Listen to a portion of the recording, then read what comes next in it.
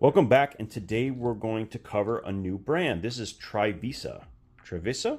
I don't know exactly how you say it, but it's a new brand to me. I asked and they sent me two knives to check out, and I actually purchased one myself. So let's run through the ones that were sent to me first. Starting with this thing, something that I would probably never buy myself. It's just not my style of blade, with this cleaver, with a hollow grind, black coated blade with the satin finish at the top. It's unique, I'll give it that, and the action and the detent are actually really well done. For a nice heavy blade, it actually comes out really nicely. It's very, very hard to fail. You can reverse flick it with that second hole, and it has a nice drop shut action. It has, oh, you know what? I thought it did because the other one does. No, this does not have recessed pivot screws. That's something that I have to see it. I mean, there's just no excuse, guys. Come on. I love the handle material on this thing, though.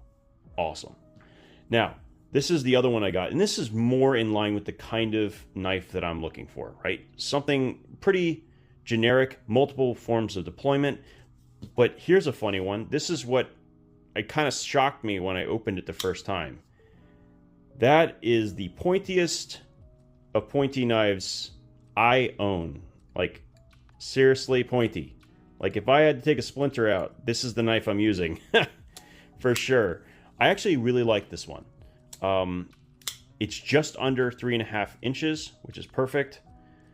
And the blackwash on the 154 CM, another great steel I really, really like.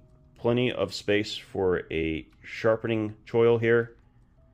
A little bit more than normal, which is great. Good lock bar access. Decent action, I say as I fail to close it. Let me show that one more time. Boom. No problem. Nice details on the micarta. Yeah, perfectly fine.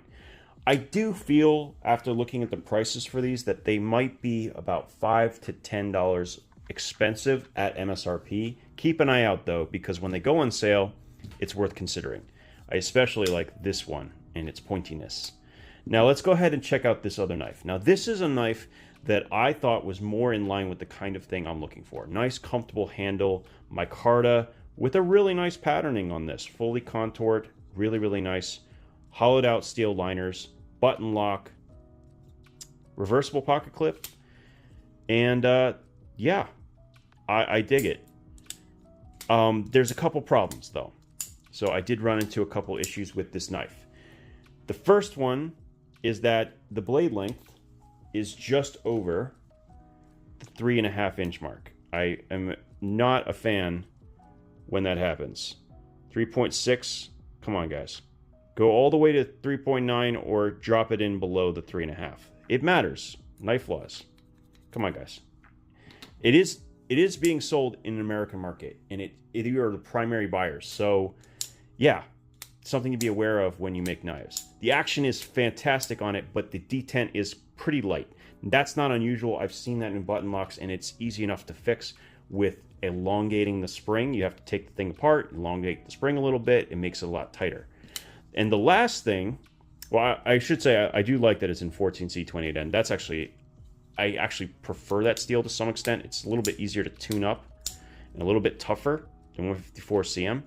But anyway, the other thing that is unfortunate, and they might be related, is that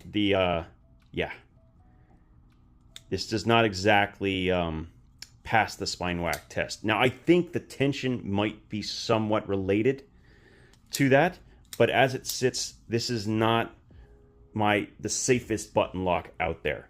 I think that part of it could be improved for sure. Once again, though, I think these knives are very good. I've seen some other offerings. The designs are really compelling. I like the material choices. I like the contoured handles. I just think they're a little bit above their competition. And by that, I'm talking about Vosteed and Kizer. Both are making 154 CM and 14C, and they're both coming in a little bit below with really, really good fit and finish and polish.